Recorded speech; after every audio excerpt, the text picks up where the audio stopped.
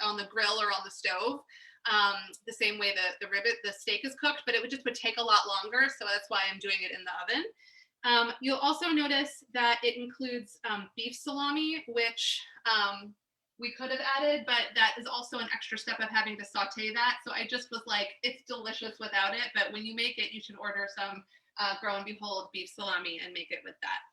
Okay, so the next thing we're going to do is we're going to get our broccoli and red onion ready for the oven.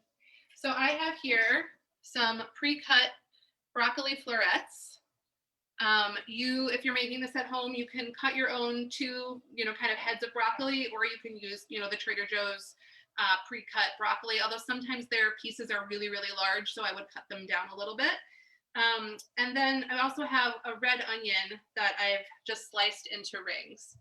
And so what I'm going to do is I'm going to add about a quarter of a cup of, where's my quarter cup? Here it is, of olive oil, which sometimes when I'm putting olive oil onto vegetables to roast, I feel like I'm putting too much. But I realized at some point that olive oil, along the way of my years of cooking, the things you pick up, I realized that olive oil actually helps to conduct the heat. And so if you ever end up with roasted vegetables that are kind of charred but not cooked all the way through, they're still raw, you're probably not using enough oil, and they're not cooking evenly. So using a little bit more oil than you think is good is kind of the way to go. And I'm just going to salt these a generous amount. There's a lot of vegetables in here. And you know what? Sorry, I'm going to remove my rings so I can do this.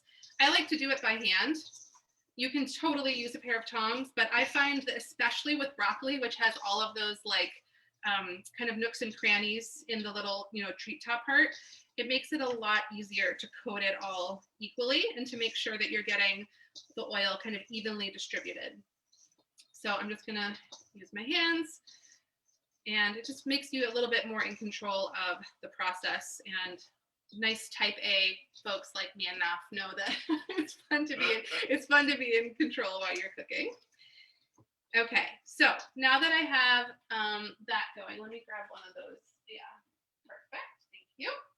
I have here two baking sheets, large rimmed ones, so nothing falls off in the oven.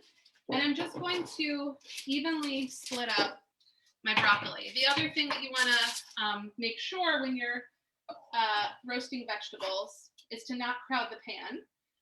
Because if you crowd the pan, you end up with steamed vegetables. And what we're really going for here, I have a screaming hot oven, 425, is a little hotter than I normally do, but I'm trying to mimic some of that smokiness that I would get on the grill. But because of that, I want to make sure that I am kind of spreading the ingredients out evenly in a single layer, and that way they won't steam. They'll get browned. That's looking pretty good. Okay, so we're gonna pop those in the oven. And Emily, did any comments or questions come up about that part, or should I carry on? No, I love the colors though. I think they look great together. No, nothing about that yet. Okay, great. Yeah, the red onion, you could certainly use a white onion or shallots or something else, but the red onion has a really nice effect. Okay, so now I am going to take the same bowl that I just did the broccoli and red onion in and just give it a quick wipe out because I don't want to have to wash a bunch of dishes later. And I'm going to go ahead and I'm going to just quickly prep the sauce for the broccoli while it's cooking. And then I'm going to hand it over to Naf to teach you the part that you're probably all really wondering about, which is the steak. And I will say, I am happy to demo a steak, but if Naf is here, I'm like going to hand it over to the pro. I do also want to show you that I'm going to just break the fourth wall really quick and bring my computer over so you can see this better. You can see, hopefully, that the bubbles are starting to get a little bit bigger and a little more furious. And so that's getting close. It's not quite ready, but it's getting close. And I also don't want to overcook it because it will continue to cook off the heat, and I don't want it to get too thick. So I'm going to kind of keep checking my sauce. Yeah, we're getting there. I'm going to say like probably 3 more minutes there. So in the meantime, I'm going to make our broccoli salad sauce. And if you've ever had kind of like one of those broccoli, cranberry, red onion salads before, this will be very familiar.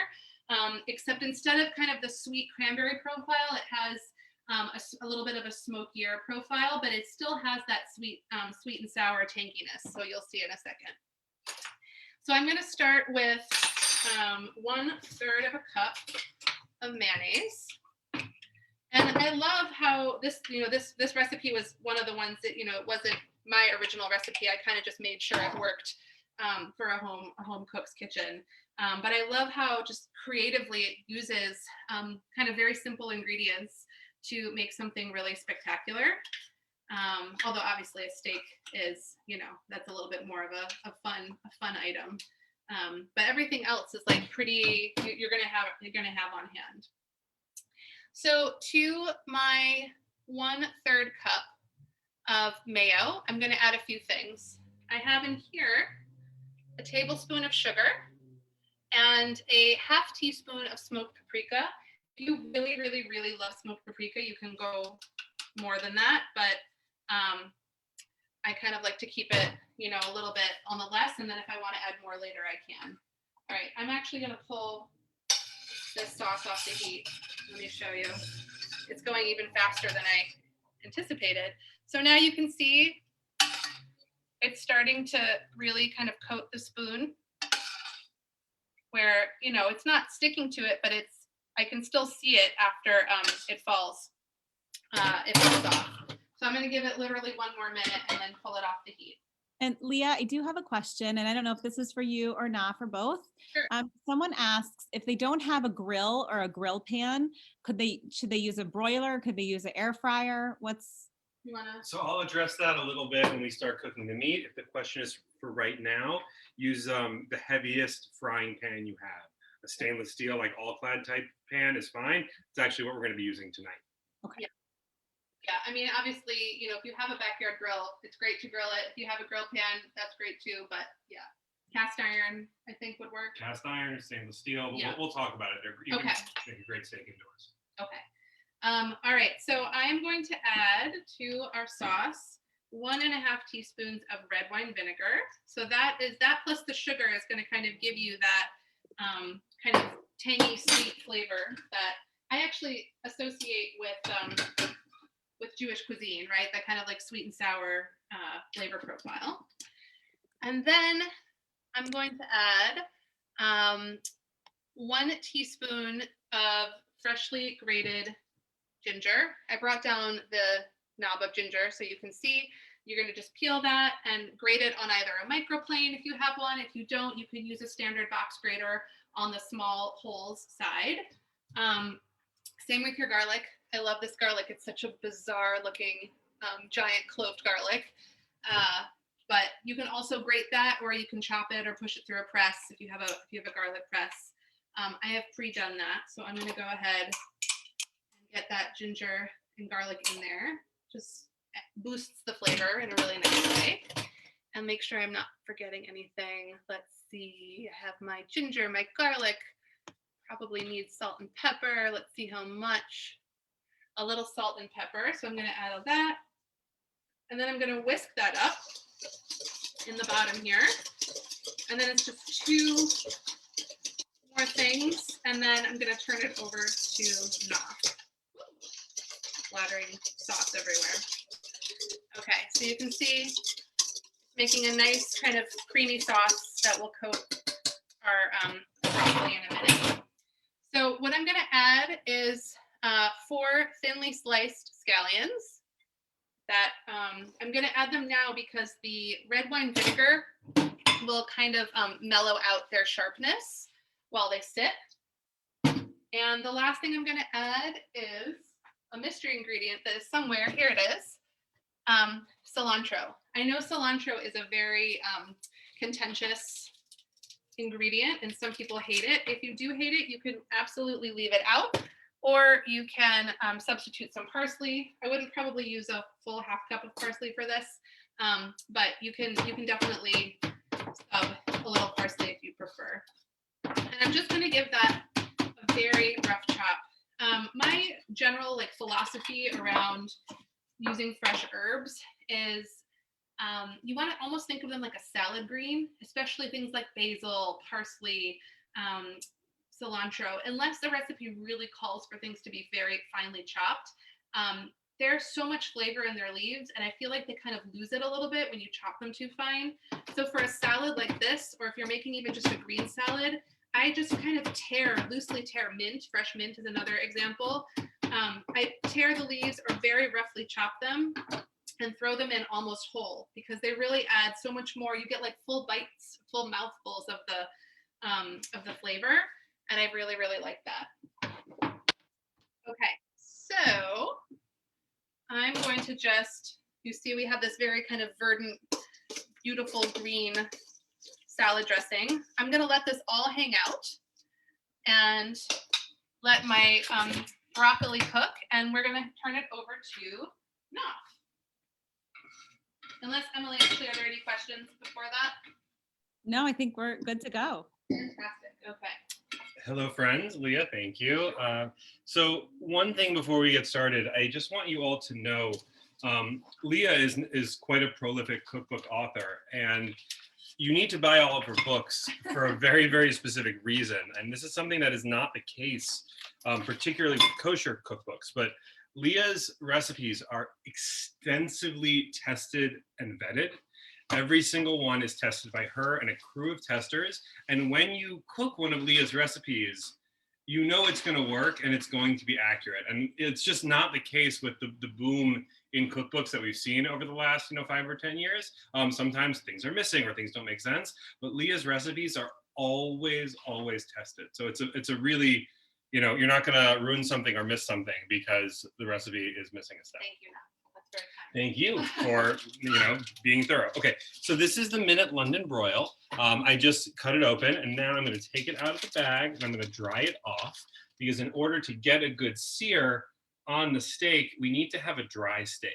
So one of the questions that was asked, right, was, what if I don't have a grill pan, right? So I don't have a grill pan, or what if I don't have a grill? So personally, I actually don't really love grill pans, because what we do when we're cooking a steak indoors is we're trying to maximize the surface area of our sear.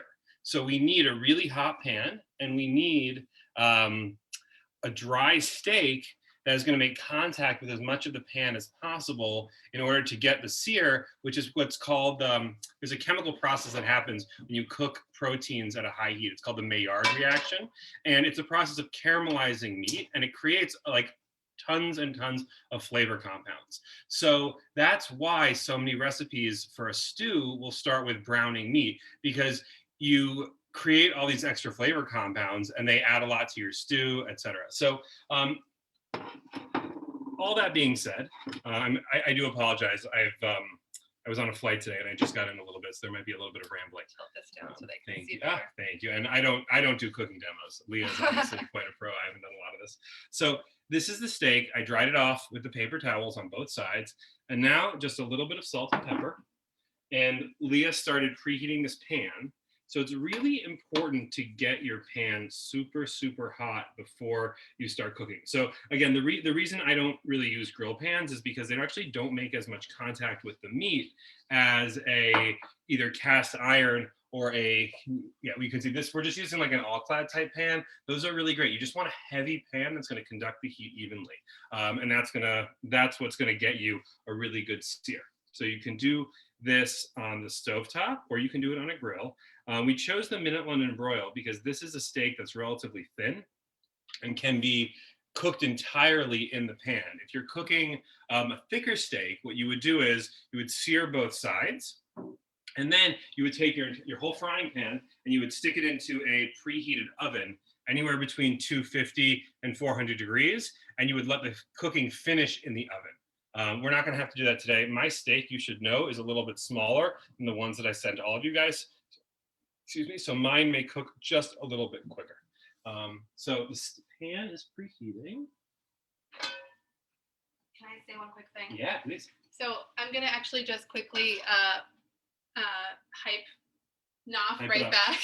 I have told them this, and I've actually said it on a video of theirs, but I just want to say it again that as someone who used to be a vegetarian for almost 10 years and then kind of transitioned back into the realm of eating meat, I only buy Grow and Behold, not just because Naftali and I are friends, but because it's actually, I think it's the best product. And when I'm testing recipes for a book, I will sometimes actually buy kosher meat that is not Grow and Behold because I want to test to make sure that the dish tastes good with Grow and Behold and also with meat you would buy at the supermarket or at the kosher store. And sometimes I'm like, oh, I actually need to tweak the recipe because it only tasted good because I was using Grow and Behold. So that's just want So to. our meat's really good. It's also really expensive. It may not be for everybody at every meal, which is fine. And the chicken in particular can cook a little bit differently because of the way they're raised, which is with a lot more exercise than typical chickens. So often our chicken needs to be cooked a little bit lower and slower, just to note. Okay, so the pan has been preheating for like 2 minutes. I wet my fingers and now I'm splashing water on the pan and it's evaporating quickly. So I know the pan is ready. I didn't say this before. I apologize. If you preheated your pan with oil in it, your kitchen is probably pretty stinky right now. You want to preheat the pan. Empty. And what you're going to do for oiling your pan is you really want to do that at the very, very last minute because you don't want your oil to burn and smoke. So grapeseed oil is great for high heat. We're using a light olive oil tonight. If you have a brush, that's really good. Or what you can do is you can take a little paper towel. I'm going to pour just a bit of oil. Just a little bit. I'm going to wipe it all over. Enough of the pan for the steak. And now I'm going to take the top side of the steak, the part that was exposed to air, not the part that's sitting on the plate, which is always a little bit wetter. Drop it in. Okay, folks. Don't touch the meat. Don't touch the meat. We're all going to go set a timer for 5 minutes. Excuse me.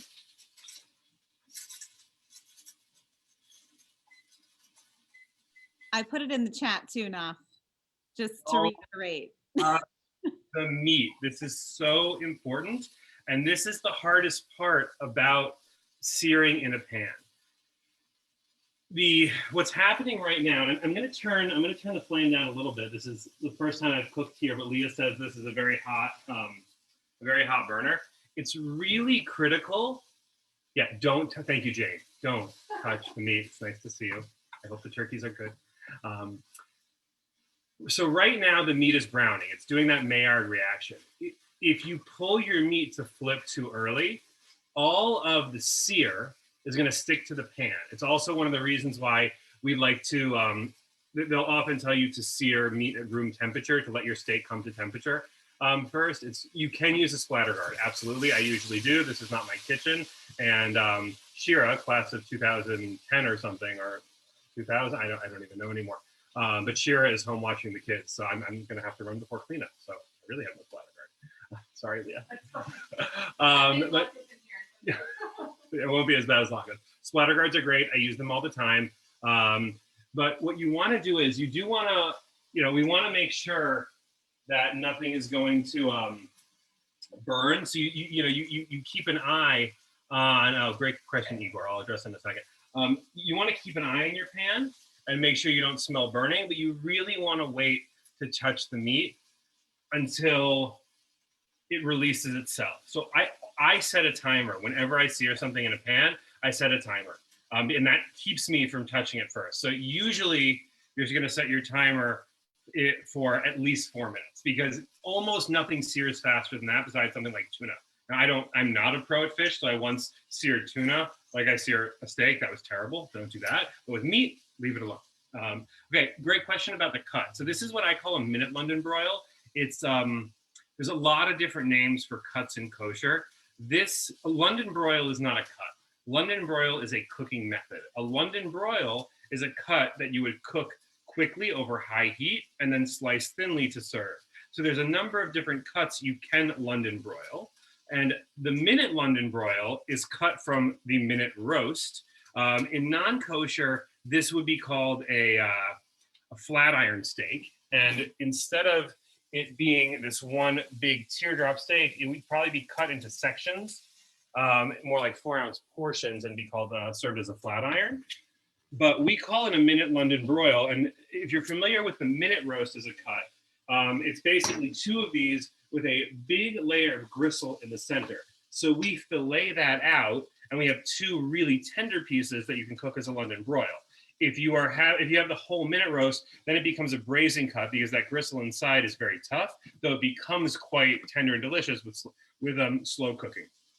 So that's the minute London broil. It's a really, really nice cut, and we select out the ones with the very best marbling, and we sell those as flat iron steaks for a higher price point. So if you are shopping with us, the minute London broils are actually going to be a little bit leaner if that's what you like, whereas the flat iron ones will be a little bit fattier, but they're both going to be really tender.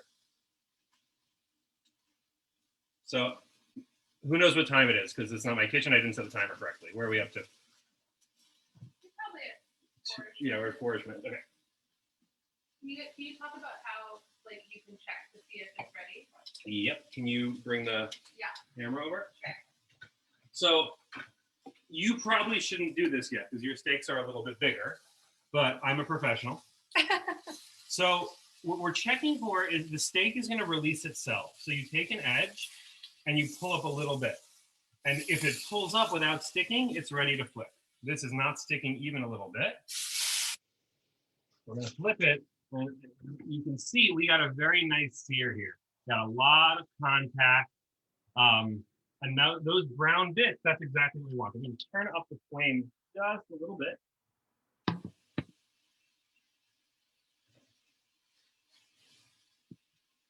So another question people have is, how do you know when it's ready? So the best way to know when your meat is ready is to use a meat thermometer and check the temperature of your meat. And if you like your meat rare, you pull your steak at 120. If you like it medium rare, yeah. Oh my God, I would never ever do Well, we're in different lines of work. Alright. You were a vegetarian once. I delivered the kale. I remember this. So I pull most of my steaks at 120. There are some steaks that are a little bit tougher, like a chuck steak or a Denver steak. Ari, you've got like 6 more hours. We restock. It's Tuesday, so you better order your Denver steaks. So Denver steaks and chuck steaks, I will cook to 130 before I pull because those are a little bit tougher and they can benefit from more time. It's not that I want them so hot, but I want them to have a little bit more time to get more tender. But 120 for rare, 130 for medium, 135 for medium well. Any higher than that, not recommended. But use a meat thermometer and remember that your steak is going to keep cooking after you pull it. But the other thing you can do, and this is very unscientific, but if you hold your hand like this and you press the fat part of your hand, that's rare. That's what a rare steak looks like. If you touch your pointer finger to your thumb, that's what medium tastes like. And if you touch any of your other fingers to your thumb and touch your hand, you shouldn't cook it. If your steak feels like this, it's overdone. That's very firm. Don't cook your steak like that, please. But really, one finger is kind of where you get to medium, and a loose hand is where you get to rare. Now, can I interrupt for 1 second? Yeah, please. If you guys are making this along with us, swap your broccoli top to bottom, bottom to top, just to make sure that everything cooks evenly. So we are now at about 2 minutes. It's 2 minutes post flip. What I would say is, if you were cooking like a 2-inch rib steak or a big Delmonico steak, something that was really thick that you can't finish in the pan, or even a Denver steak, something like that, this is when you would pull your pan off the stove and stick it in the oven. That is a phenomenal way to make a steak. It is how most to many steakhouses cook their steak. A steakhouse is not making your steak on a grill. They're making your steak in a pan so they can get the sear. And then you would be checking in the oven after 5 minutes or after 7 minutes with your thermometer to get the steak to perfect temperature. I'm going to do the touch test. So this steak is ready to pull. Yours at home, because again, those were a little bit bigger, might need another minute or two. But what I'm going to do before I pull it is do that gentle pull. Yep. And it released beautifully. Turn the stove off. And here, the lighting's only as good as it is, but you can see we got a pretty nice sear over here. So this steak is ready for me. We'll see if it's a little bit too rare for Leah. And now it's going to rest just like this. We can tent it with a little bit of aluminum foil, or you could use a pan. We don't really have to tent it. It's going to be just fine. But if you're depending on how long you're holding your steak, you can tent it. I'm going to move over. Great. So that you can move on to the rest of the Awesome. salad. Thank you, Naf. I was a vegetarian from age 17 to 27. And one of the very first things that the very first thing that I remember eating was a stew made with an old hen, an old rooster, I believe. Yeah. Do you remember that? I don't remember the stew, but I remember the era where we were eating a lot of those. And I have to say, like, it probably wasn't the most delicious poultry in the world, but it was so good after an entire 10 years. I was ready. Where was that? To move on. It was in my and Yoshi's old apartment. You guys came over for a Shabbat and you made like a stew or something. I remember that. So we've had lots of, there was another time where we ate a goat together, where we had seen the goat be shechted, kosher slaughtered. So we've had a lot of meat adventures during that. There's also been a lot of, oh, did you like this? By the way, we're testing something new. We didn't tell you. Right, exactly. And actually I will say, I just have to share this like coming back to meat moment, because we still have a few minutes of the broccoli. My husband and I traveled to Italy for our honeymoon a year after we got married, and belated honeymoon. And I was still a vegetarian at that point, but I was like very much on the fence and like ready to kind of slowly get back into the world of meat eating. And we went to the house of like one of the top kosher caterers in Rome. Like a friend of a friend. We got very lucky invite. We show up at his house on a Friday night. And on the table, there are like 6 dishes. One of them is a little thing of polenta, and the rest of them are meat dishes. There was like, like their version of like a pot roast. There was, a celery and chicken meatball stew. There were all these different things. And I turned to my husband, Yoshi, and I was like, Yoshi, if the phrase "when in Rome" ever applies, this is it. And I ate everything, and it was so delicious. And actually, I'm now currently working. My next book is on the food of the Roman Jews, and it is not unconnected from that meal. That meal was I was 26, I think, and it was just like a very formative meal for me, where I realized that Jewish food is not only Ashkenazi, it's not only Sephardi, it's not only Mizrahi or Middle Eastern, it's global. Like, there are Jews who have lived in Rome since the 2nd century BCE, like before Ashkenazim even existed. That to me, that's why I do the work I do. And I will say, this book, the Jewish cookbook, has a few recipes. I saw, Emily, you just mentioned in the chat, carciofi alla Giudia, which are the Jewish style fried artichokes.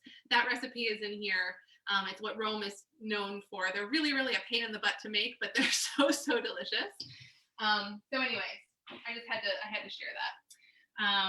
So I'm gonna pull out the, let me grab these. I'm gonna just quickly pull out the broccoli. This oven is pretty intense, so if yours are still going, that is totally fine if they need a few extra minutes. But basically what I'm looking for here is, I could let these go a little bit longer, but for the sake of the demo, I'm gonna just pull them now. What you're basically looking for is a little bit of browning, which I see on some of my onions. These broccoli florets were on the larger side. They could go for another minute or two, but they're tender. And I actually like the salad to have a little bit of chew, because it's more of a salad than a side dish. So having a little bit of texture, I don't think is a bad thing.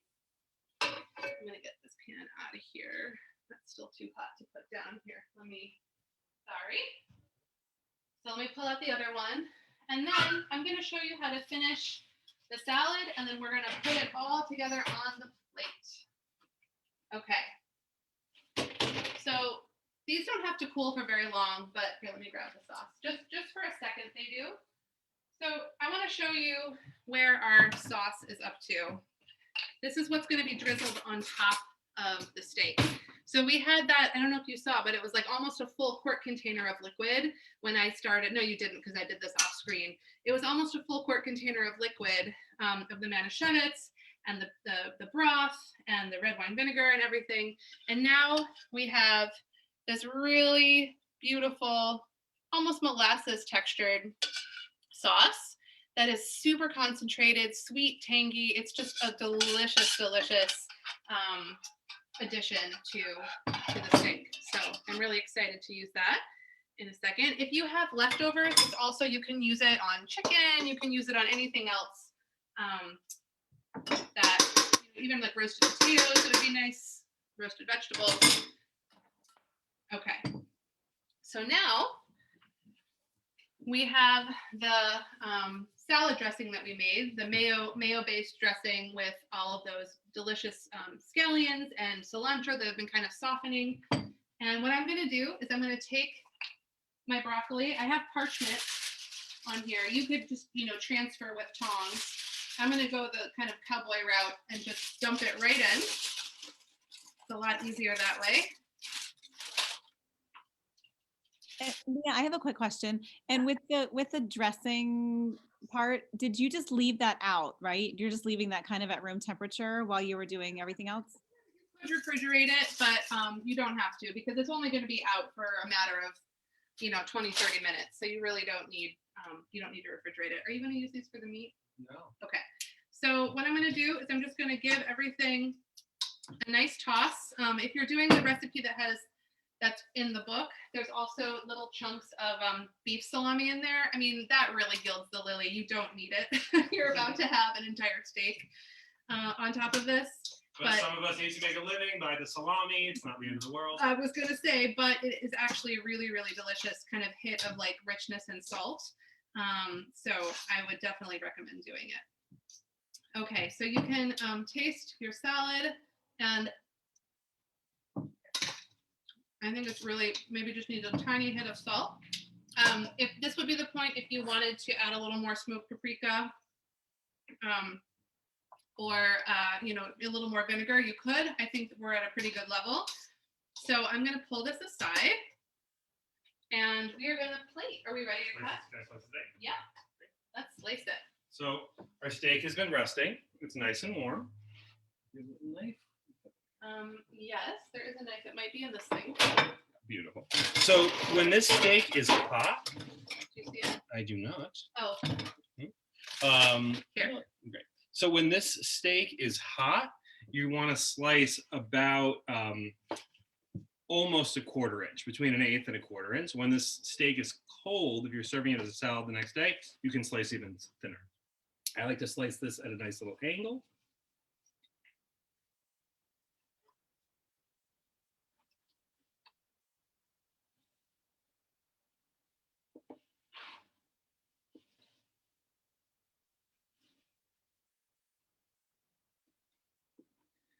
So this is what I'm going for.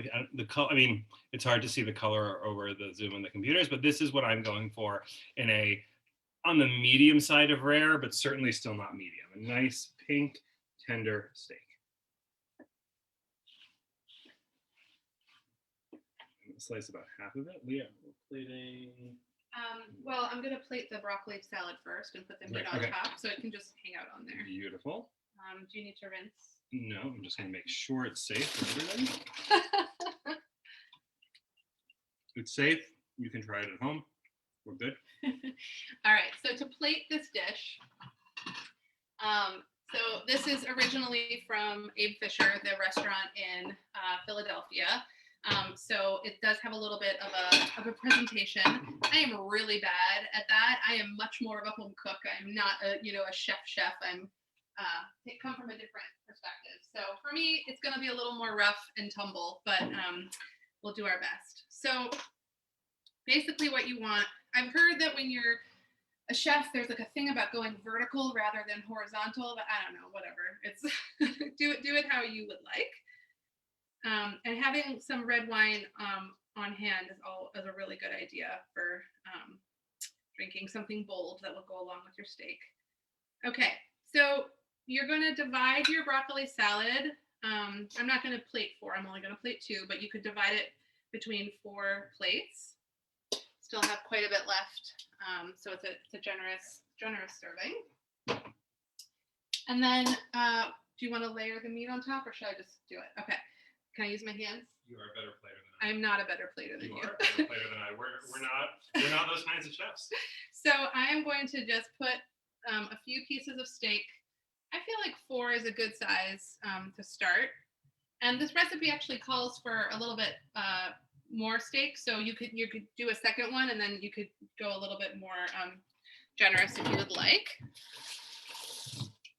And let me show you what that looks like. So we have this steak salad, and then we're going to finish it off with our Manischewitz steak sauce. And what I love about this is that all of these pieces kind of come together at the same time. So it's several components, but you're not like kind of necessarily waiting for one to be done. You can kind of do it at the same time. So we're going to just drizzle a little bit of steak sauce. I like to go pretty generous with that. And there you have it. That is our Manischewitz steak with our broccoli salad. Gorgeous. It looks amazing. Amazing. Yeah. I just put in the chat, but if anyone's cooking at home and wants to show us what they made, we'd love to see it and hear how it tastes and everything.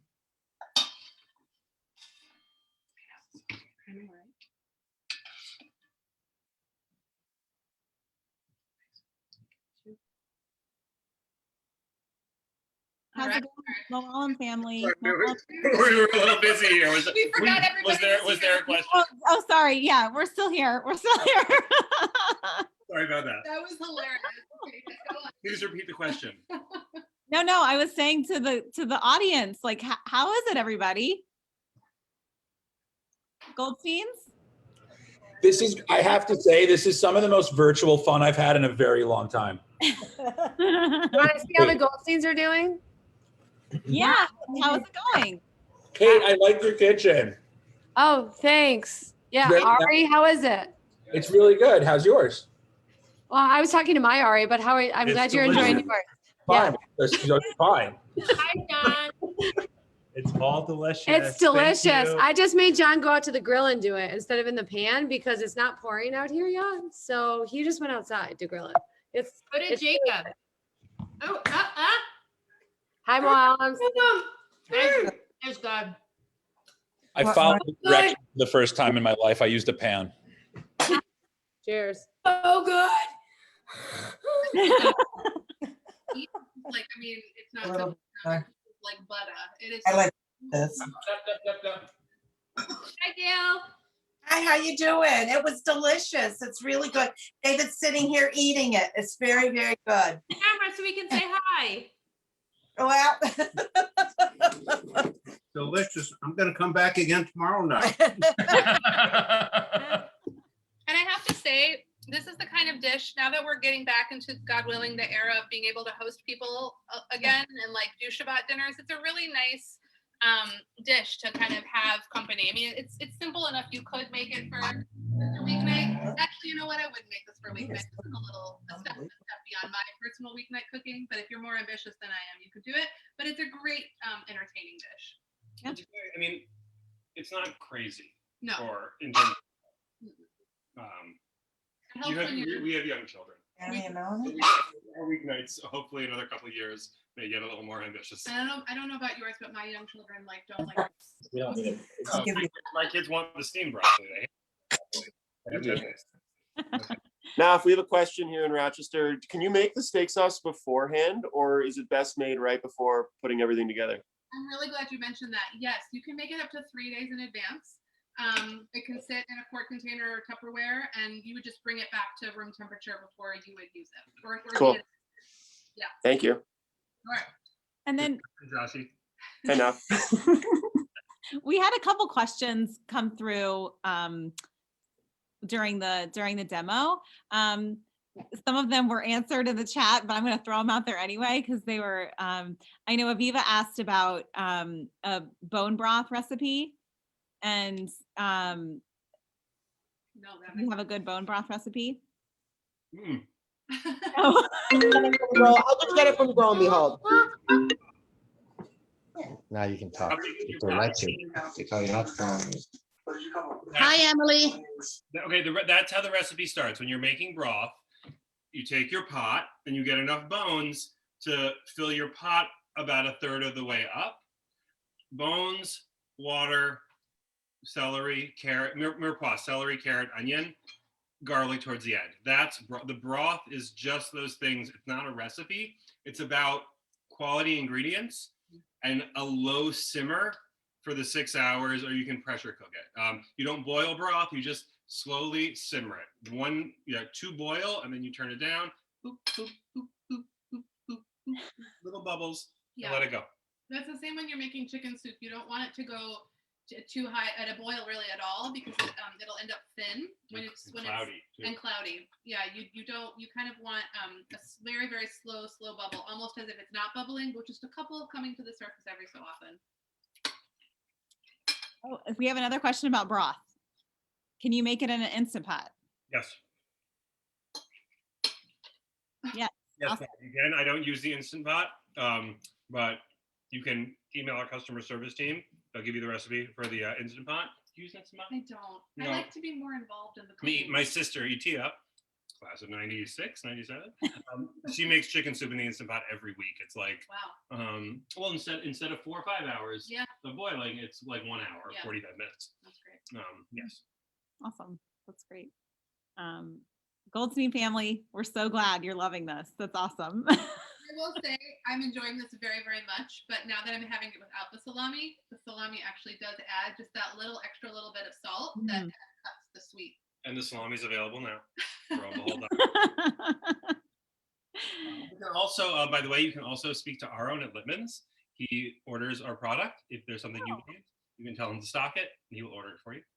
If you don't want to make a whole order yourself. That's great to know, though. That's great. Awesome. That's great. Any other questions from the group? Everyone's eating. Everyone's enjoying their meals. It's awesome. I had a question. Can you use the tenderloin too, or just will the marinade work on other cuts of beef?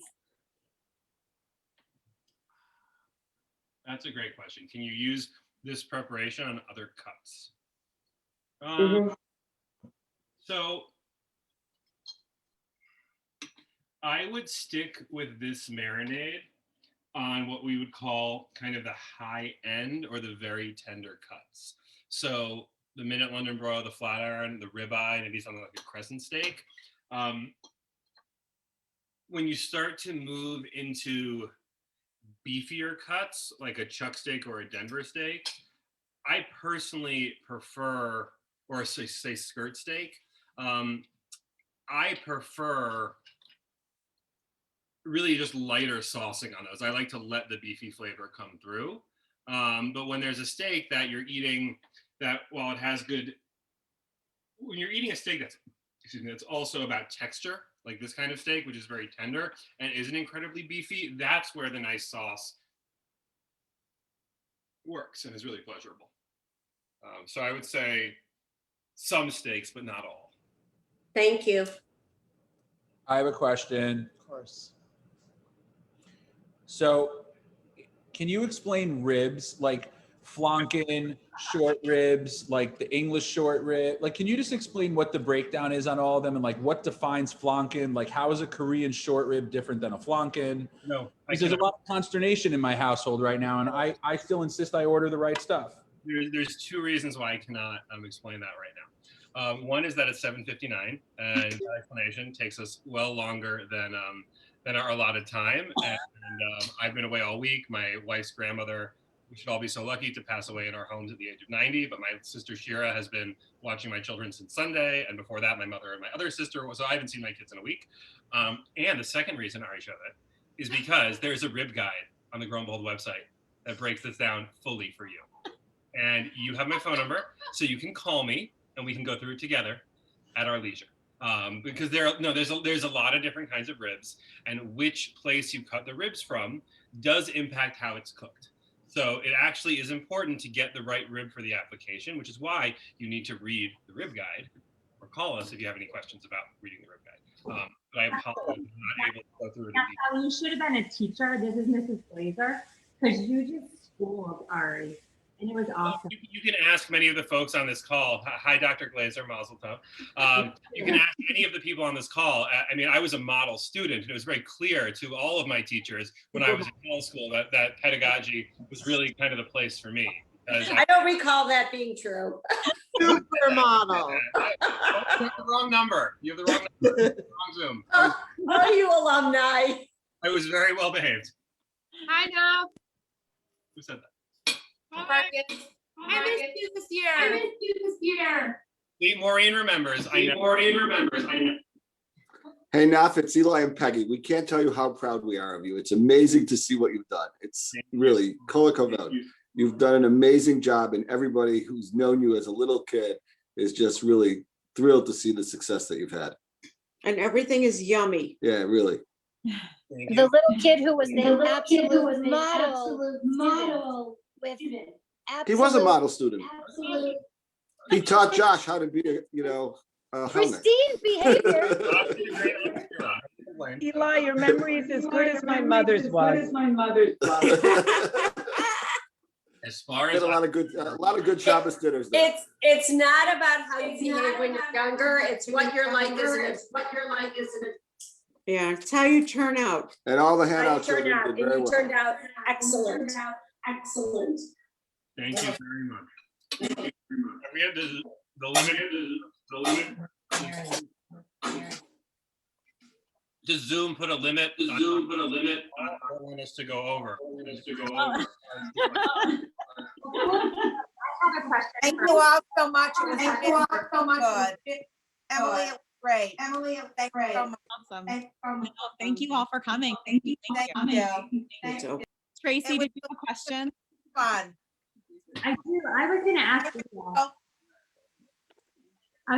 Leah, like, other than her own cookbooks, because obviously those are the best, but she was alluding to like using other people's recipes.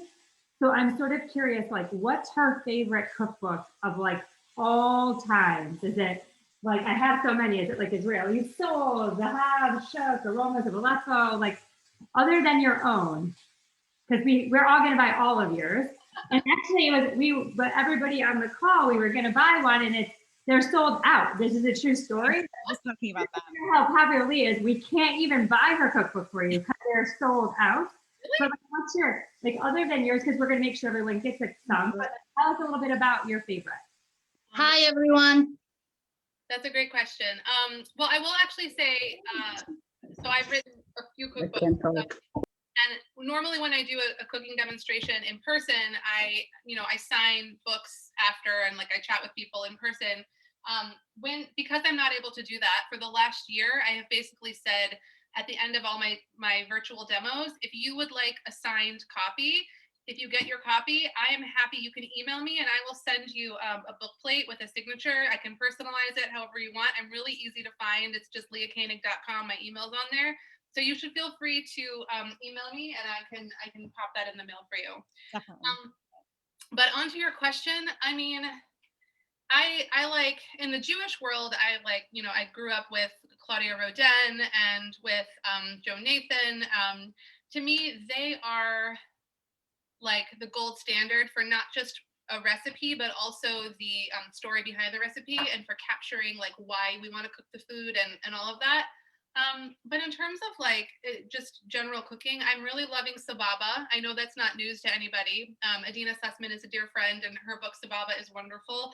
I use The Joy of Cooking all the time when I just need like a basic biscuit recipe, and I'm like, oh, what's the ratio of flour to butter to pie dough, whatever. I use that all the time.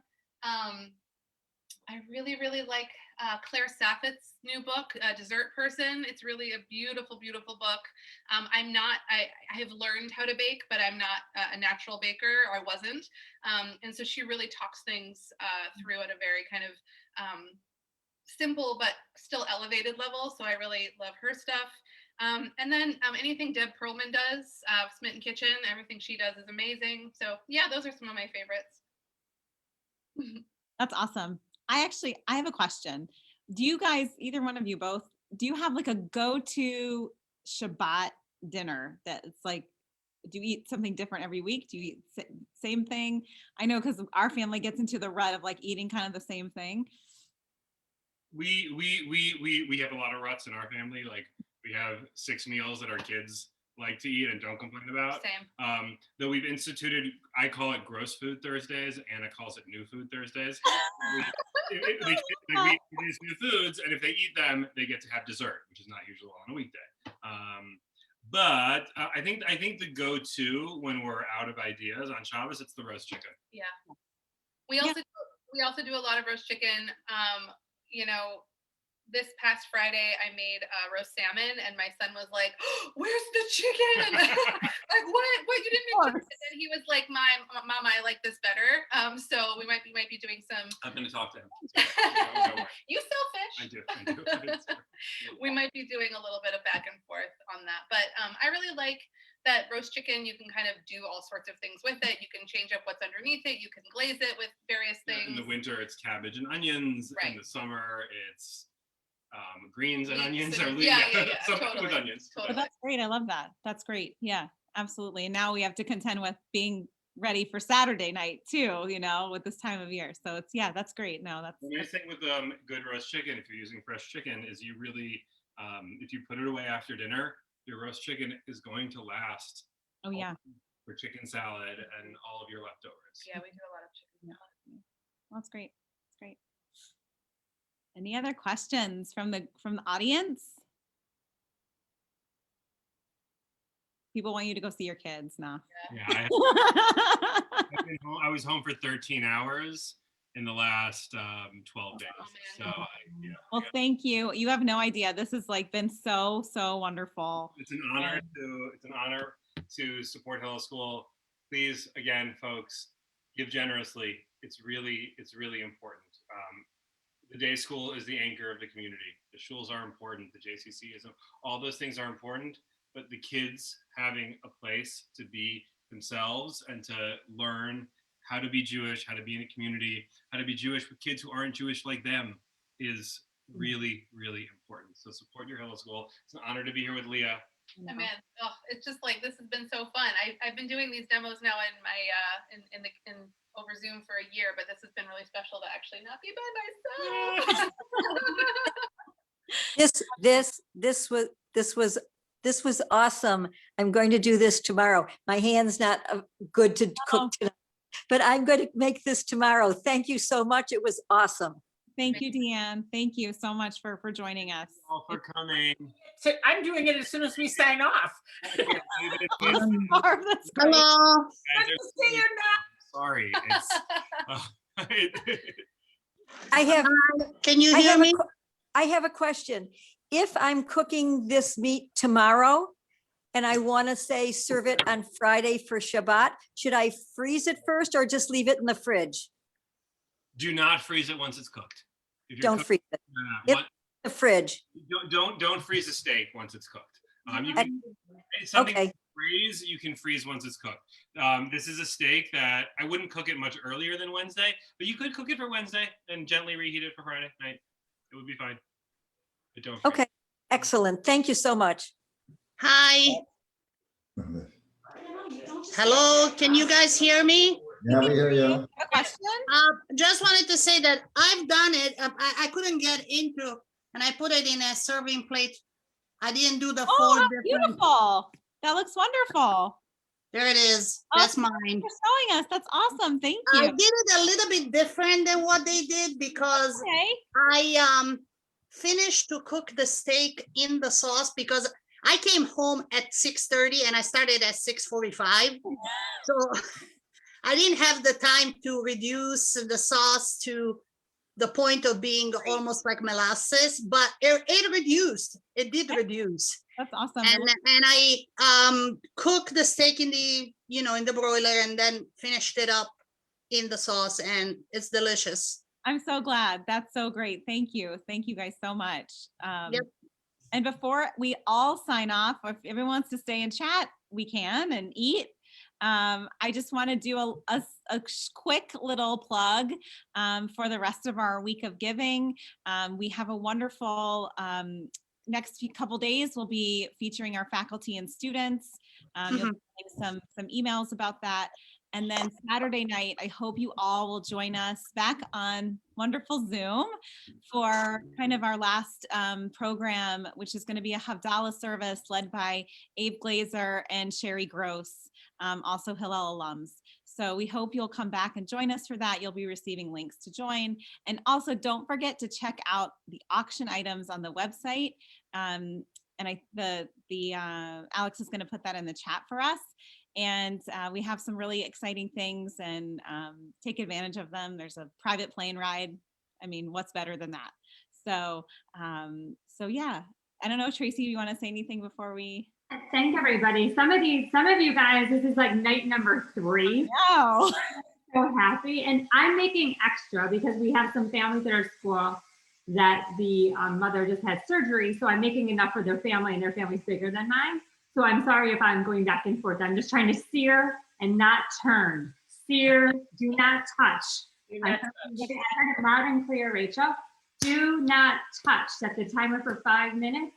And so, but again, I want to thank all of you for coming. This has just been really special. And to have Naftali and Josh last night, to see our alumni going out and doing such amazing things, it just honestly is the most beautiful thing. And my son Gideon was in here, and he was asking me, isn't Shohat Butchers? Is that what Ari? Everyone, he thought that was really funny. And he's like, maybe he should be a butcher. So everybody remember that Ari should be a butcher. And you know, Rachel, he'll work for Naftali. He'll put together some cars for him and then do that as well, right? And it was awesome for the first time tonight that's what your last name means. And so it was really great, but it was so fun cooking along with you. And if it's something you enjoy, you should let us know, because we might be able to work with Naft and put together Shabbos boxes every once in a while, and maybe even get Malix and some local places involved too, get some bone broth. And that's Ari had so much fun tonight that he wants to start a Shabbos series. And so if anyone ever wants to come over for dinner, now I have a recipe, and you are more than welcome to come by and join the Glazers. And again, I do hope join us for Havdalah. You'll get the other side of my kitchen instead of this view. You'll get to see the other side. And as we light candles together with Sherry and sing, and it's gonna be a lot of fun and some singing along. And Mrs. Tankowski, I think that's where Julia should join, because we're gonna need a few extra voices. But thank you guys so much again. Thank you. Thank you. And thank you, Tracy. Thank you, Emily. And the person who has done this tech for Zoom, who I don't know which one of you it is, maybe it's Scott and this lovely woman who comes on. I was on a reunion Zoom for my husband, and it was never as so perfectly put together as this is. There you are. I see you. I'm gonna get your name, Alex. Alex, yeah. There's no glitches. Everyone had an opportunity to say something. The chat afterwards is really a joy. I'm sorry Naf is off, because I wanted to give him a virtual hug. I remember him at his bar mitzvah. And I just want to thank everybody that's on here. You've all done, kudos to you. Kol hakavod. It was just perfect. And I can't wait until tomorrow. I feel like I'm on this wonderful marathon. Thank you, Barb. Thank you so much. And I love seeing everyone tuning in for these events. It's just great. Tomorrow, Thursday and Friday, you get a little break. You can watch the videos on your own time. But I hope you enjoy it. And Saturday night will be a nice live event. So I have one other question, Emily. I've been getting messages that I can't get on. I'm grading papers. I'm having a class. How do they access? I see that it's recording. How can we put out there that there's an access to watch these over? So last night and tonight, and actually I can turn it off, but last night and tonight was recorded live on Facebook. So I Can know. you go back to it? Yeah, it lives on our Facebook page now. Okay, great.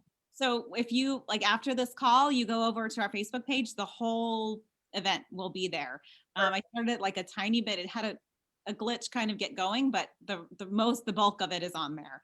So Right. it's really where it's gonna live. So. Oh, good, thank you, and I'll let everybody know. And we'll do the same thing Saturday night as well. Good. Thank you for coming, Rena. Thank you so much for coming. Bye-bye. Bye. Bye, guys. Bye, Ferguson. Bye.